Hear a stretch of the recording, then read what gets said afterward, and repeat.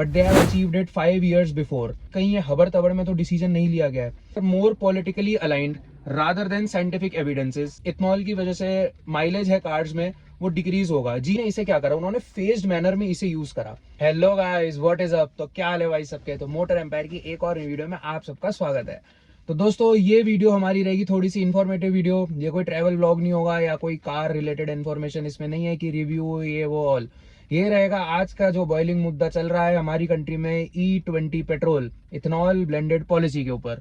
तो भाई short reel के माध्यम से आपको मैंने इसकी हल्की सी इन्फॉर्मेशन, हल्का सा जिस्ट दिया था कि ये एक्चुअली में चल क्या रहा है क्या नहीं है। तो मैंने येस्टरडे भाई पूरी रात बैठ के इस पर काफ़ी अच्छी रिसर्च करी और जितना मेरे को समझ आ सकता था मैंने उतना समझा और आपको मैं समझाने की कोशिश करूँगा। और जो फैक्ट्स वगैरह मैंने नोट करे थे वो मैं अपने फ़ोन में डाल के लाया हूँ, इसमें मैं आपको सब बताऊँगा। उसके अलावा गाइज ये जितने भी फैक्ट्स वगैरह हैं ये सारे यूट्यूब पे पढ़े हैं और जो आर्टिकल्स वगैरह हैं ये सब मैंने यूट्यूब से देखे हैं। यूट्यूब पे जो एजुकेटर्स हैं उन सब ने बताया है कि अभी ऐसी चीज़ नहीं है जो अपने आप से बना के बोल रहा हूँ, सारी चीज़ें यूट्यूब पे पढ़ी हैं, पूरा भाई गूगल पे भंडार पड़ा है। तो सबसे पहले बात कर लेते हैं भाई इस E20 पेट्रोल की। तो मैं अपने नोट्स निकालता हूँ और आपको चीज़ें बताता चलता हूँ। तो गाइज E20 पेट्रोल में हमने देखा कि भाई क्या, जैसे 100% पेट्रोल है तो उसमें 80% पेट्रोल रहेगा और 20% आपका इथनॉल मिक्स रहेगा। देखो भाई 2003 से ब्लेंडिंग चल रही है 1.5% के करीब, जो कि ना के बराबर होता है, उससे इतना फर्क नहीं पड़ता। बट गवर्नमेंट ने सोचा था कि भाई ये 2030 तक हम 20 वाला पूरा सिस्टम अपना लागू करेंगे, but they have achieved it 5 years before. तो बोलना तो वैसे ये चाहिए कि कहीं ये हबर तबर में तो डिसीजन नहीं लिया गया है, जो कि मुझे पर्सनली लग रहा है कि हाँ लिया गया है। बिकॉज भाई देखिए हम लोग सीधी बात है, साइंटिफिक डेटा की टेस्टिंग इन्होंने बोला है कि इन्होंने करी है, बट इन्होंने ऐसा कुछ बोला तो है कि ये मॉडल्स पे हुआ है, but they have not revealed any information regarding that. तो सबसे पहले तो पब्लिक को भाई इन्फॉर्मेशन देनी चाहिए थी कि भाई कौन सी गाड़ी पे, कौन से ब्रांड की गाड़ी पे, कौन से मॉडल पे आपने टेस्टिंग करी है फॉर E20 पेट्रोल कॉम्पेटेबिलिटी। अच्छा, उसके अलावा ये जो डायरेक्ट प्लान रोल आउट हुआ है ये काफी जल्दी यार, हेस्ट डिसीजन है भाई इनका। मतलब धीरे धीरे से करना चाहिए था। जब आपने 5 साल का एम बना रखा था तो आप अगर धीरे धीरे करते ये तो लोग भी रेडी होना शुरू होते। हालांकि गवर्नमेंट ने पहले भी इंडिकेशंस दिए हैं इसके, बट आप एकदम से किसी चीज को लागू कर देंगे तो भाई उससे प्रॉब्लम तो होगी। मतलब मिडिल क्लास को ही ज्यादा पिसना पड़ता है भाई इन सब चीजों में। तो पहली चीजें हैं।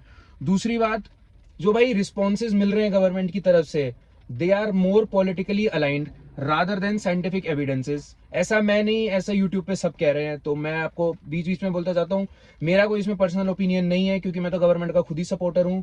तो मैं बस आपको बताता जा रहा हूँ जो चीजें हैं। सबसे बड़ी समस्या E20 में क्या है, जो है भाई हमारी 2022 एंड ईयर 2023 से पहले की गाड़ियां, जो पहले की गाड़ियां हैं they are not E20 compatible. इसका मतलब यह है कि उनमें अगर आप E20 फ्यूल डालेंगे, भरवाएंगे, तो भाई दिक्कत तो आएगी। क्यों?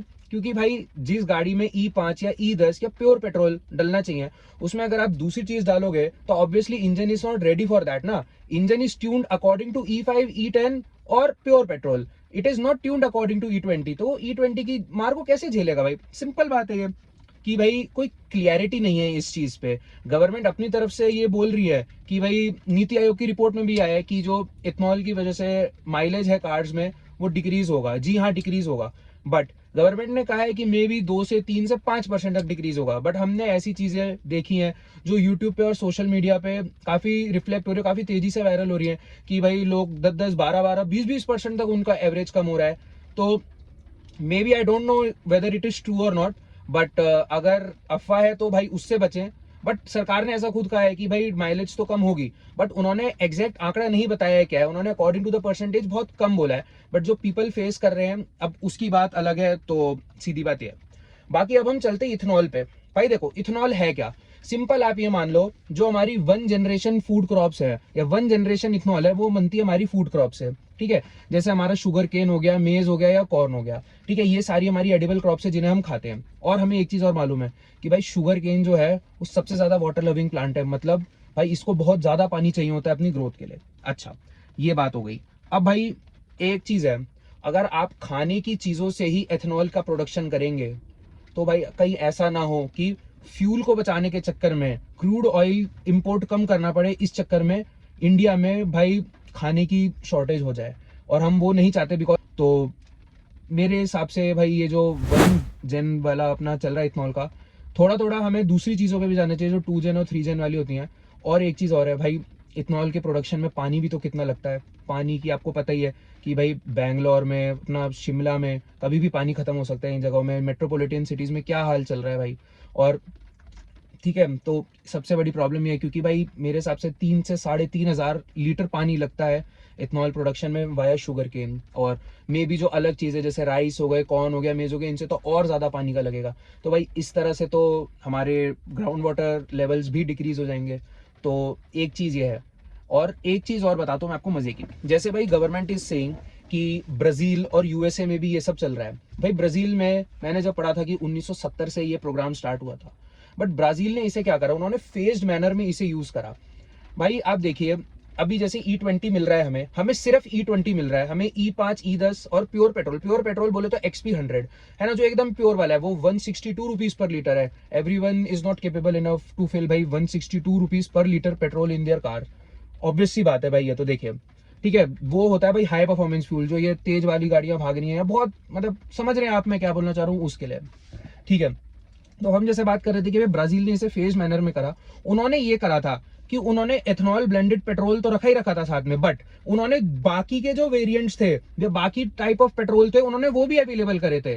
क्यों? क्योंकि उन्हें पता था कि भाई पहले जो चीजें आई हैं वो कंपेटिबल नहीं है, भाई लोग कहां जाएंगे अपनी गाड़ी लेके। तो ये फेज मैनर होता है और ये अच्छी चीज है। तो सरकार को भी इस तरह से स्टेप्स लेने चाहिए ताकि भाई जो पुरानी गाड़ियां हैं 2022 या 2023 से पहले की, वो खराब ना हो। और भाई इसमें सबसे ज्यादा हमारे मोटरसाइकिल वाले लोग सफर कर रहे हैं, बिकॉज भाई उनकी तो टंकियां भी छोटी होती हैं। और मैंने यूट्यूब पे देखी अभी काफी वीडियोस और सर्च भी करा था, उनकी जो फ्यूल फिल्टर है वो जल्दी जाम हो रहे हैं। तो उसकी वजह से भाई देखो, बार बार, अब मान लीजिए आप एक बार ही सर्विस करा के आए हैं, थोड़ा बहुत खर्चा आपका हुआ है। अब आप तो ये एक्सपेक्ट करेंगे ना कि भाई कम से कम साल भर तो मेरी गाड़ी सही चले, है ना। फिर आप अगर फिर उसमें अगर ब्रेक डाउन हो जाए तो भाई आप फिर 2-3 महीने में वापस पहुंच रहे, 2-3 महीने तो नहीं, चलो 4-5 महीने में बोल देता हूँ, 6 मंथ्स बोल देता हूँ, वापस सर्विस सेंटर पहुंच रहे हैं। तो यार ये तो आपकी जेब पे वापस झटका पड़ रहा है ना इसकी वजह से। तो एक चीज ये है। बाकी एक चीज और बताता हूँ मैं आपको, यूएसए से जैसे कंपेयर किया जा रहा है, भाई यूएसए जो है वो वर्ल्ड का सबसे बड़ा इथेनॉल प्रोड्यूसर है। उसके बावजूद यूएसए में दोस्तों आपको पता है E20 नहीं यूज हो रहा, वो केवल E10, ज्यादा से ज्यादा E15 तक पहुंचेंगे। उन्होंने खुद कहा है कि भाई अभी हमारे यहाँ पे जो गाड़ियां अप्लाई कर रही है करंटली में, वो इससे कॉम्पेटिबल नहीं है। जब तक इससे ट्यून इंजन या फिर इससे कॉम्पेटिबल चीजें नहीं आती, तब तक दे वोंट रोल दैट। तो सिंपल सा फंडा है भाई, हमारे यहाँ भी ये होना चाहिए। बिकॉज भाई देखिए, ऐसा नहीं है ना भाई, मैंने स्टार्टिंग से बोला, इंडिया में पब्लिक को पता है कि वो गाड़ी खरीद रहे हैं, वो क्या खरीद रहे हैं। और इंडिया में लोगों के लिए एक इंपॉर्टेंट चीज है, इंडिया में क्या, सबके लिए इंपॉर्टेंट, मेरे लिए भी इंपॉर्टेंट है कि मेरी गाड़ी माइलेज कितना दे रही है। This is very important thing for Indian car driver. तो मेरे लिए तो पर्सनली बहुत जरूरी है चीज, बिकॉज भाई अगर मैं गाड़ी चला रहा हूँ या कोई भी बंदा गाड़ी चला रहा है, तो माइलेज बहुत इंपॉर्टेंट है। ये ना हो ना भाई कि हर 2-4-5 किलोमीटर में तेल कम हो रहा है, मैं तेल डलवा रहा हूँ, ऐसे तो भाई ट्रिप भी क्या होती रहेगी, बंदा चलना ही बंद कर देगा रोड पे।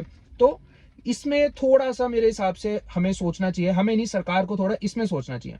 बाकी अब आपको थोड़ी सी केमिस्ट्री बताता हूँ दोस्तों इसके पीछे की, जो मुझे पढ़ने में बहुत मजा आया था। थोड़ा सा वीडियो लंबा होगा तो बेयर कीजिए, बट आपको मजा आएगा इसमें, मैं कह रहा हूँ। देखो भाई, जैसा कि आपको रील के माध्यम से बताया था कि पेट्रोल और वाटर ये दोनों भाई एनिमीज होते हैं, है ना, मतलब ये दोनों मिक्स नहीं होते हैं। उसके अलावा हमने एक चीज देखी, इथेनॉल जो है हमारा, वो हाइग्रोस्कोपिक है। This means that ethanol loves water.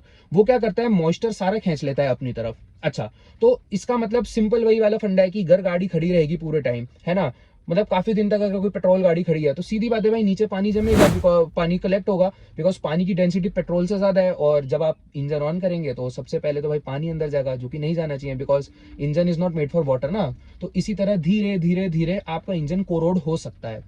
ऐसा नहीं है कि वो एक बारी में ही जल्दी हो जाएगा, बिकॉज कोरोजन टेक टाइम। तो भाई सिंपल सी ये बात है। उसके अलावा एक चीज और है भाई, देखो, इथेनॉल की जो एनर्जी होती है ना, वो पेट्रोल से सिग्निफिकेंटली लो होती है। तो भाई देखो, जब आप इंजन को ऑन करोगे, इंजन इज ट्यून कि भाई वो पेट्रोल में जो जो फ्यूल उसमें जाना है, इंजन को उस हिसाब से ट्यून किया जाता है, तो वो उतना लोड ले सकता है। अगर आप उससे कम वाली चीज डालोगे तो इंजन को तो भाई और लोड लेना पड़ेगा ना। इसका एक मैं सिंपल से आपको छोटा सा एग्जांपल देता हूं, मैंने यूट्यूब पे एक सर है, उनसे सीखा था, मुझे बड़ा अच्छा एग्जांपल लगा। भाई देखिए, मान लीजिए आप एक बर्गर की डाइट पे हैं, आप 5-7-8 दिन लगातार बर्गर खा रहे हैं।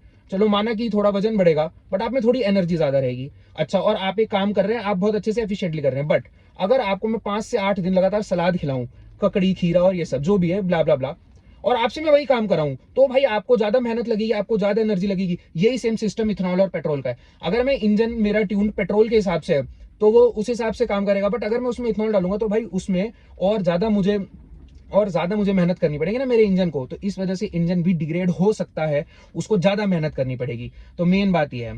तो गाइज देखिए, मैं ये नहीं कह रहा कि ये गलत डिसीजन है, ठीक है। देखो, क्रूड ऑयल पे डिपेंडेंसी कम होनी भी जरूरी है, बिकॉज 85% क्रूड ऑयल हमारा बाहर से आ रहा है। काफी हमारा फॉरेक्स रिजर्व इस चीज में वेस्ट होता है, तो उसको कम करना भी जरूरी है। बट ये जो डिसीजन इमीडिएट लिया गया है ये गलत है। इसको फेस्ड मैनर में रोल आउट करते तो ये बहुत अच्छी चीज होती। जो बेचारे लोग भी परेशान हो रहे हैं, देखो भाई मेरी पर्सनली मैं अभी डीजल की गाड़ी चला रहा हूँ, तो डीजल की गाड़ी चला रहा हूँ मैं, कोई भरोसा नहीं है भाई। आइसोब्यूटेनॉल वाला भी गवर्नमेंट ने बोला है कि वो प्रोग्राम लॉन्च करेंगे, मैंने उसमें भी रिसर्च करी है, वो मैं आपको अगली वीडियो में बताऊंगा। बाकी एक चीज और बताता हूँ आपको मैं दोस्तों, देखो इथेनॉल जो है वो हमारा एथाइल अल्कोहल ही है। अब आपको बताता हूँ इथेनॉल बनता कैसे है, बहुत ईजी स्टेप्स में। तो भाई जब गन्ने को हम लाते हैं फैक्ट्रियों में, है ना भाई, उसका जूस वगैरह निकालते हैं और उसका प्यूरिफिकेशन होता है, तो हमारे पास एक मोलासिस करके फंडा निकलता है, फॉर्मूला निकलता है। उसको जब हम फर्मेंट वगैरह करते हैं, है ना, तब हमारे पास जाके इथेनॉल नाम का प्रोडक्ट निकल पाता है। ठीक है भाई, तो सिंपल ये है। अब भाई देखो, इथेनॉल प्रोडक्शन का जैसे मैंने आपको बताया क्या क्या था, अब इथेनॉल प्रोडक्शन की आपको सबसे बड़ा डिसएडवांटेज मैंने पानी का बताया, उसके अलावा और भी है।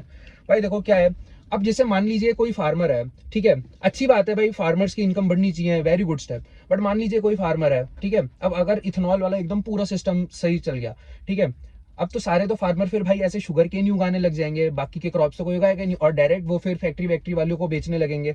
तो ऐसे तो मोनोक्रॉपिंग हो गई भाई फिर हमारे पास। और जैसे महाराष्ट्र हो गया, यूपी हो गया, कर्नाटक हो गया, जहाँ पे शुगर केन बहुत ज्यादा उगता है, वहां के तो बहुत अच्छा हो जाएगा। बट जिन एरियाज में शुगर केन कम उगता है भाई, उनका क्या होगा।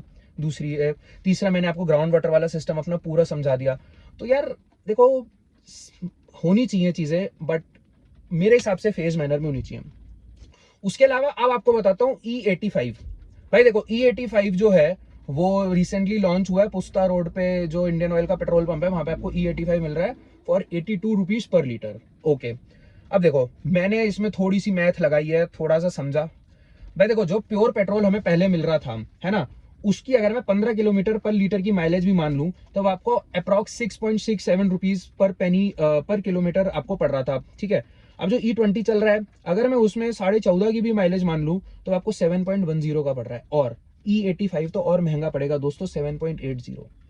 और हमारे तो कायदे से भाई पेट्रोल का प्राइस कम नहीं होना चाहिए था इसमें, क्योंकि E85 जो है उसमें 82 रुपया है ना। जब आप पेट्रोल ही उसमें इतना कम डाल रहे हो, तब भी आप उसे 82 रुपीज में बेच रहे हो, तो कायदे से कम होना चाहिए। और एक चीज, जो E20 पेट्रोल अभी करंटली मिल रहा है पेट्रोल पंप्स पे, भाई उसका भी तो प्राइस कम होना चाहिए। जब आप प्योर पेट्रोल भी 102 रुपए का बेच रहे हो, आप इथेनॉल वाला पेट्रोल भी 102 का बेच रहे हो, तो फिर तो फायदा क्या है भाई, जेब पे तो लोगों के पड़ी रही है मार।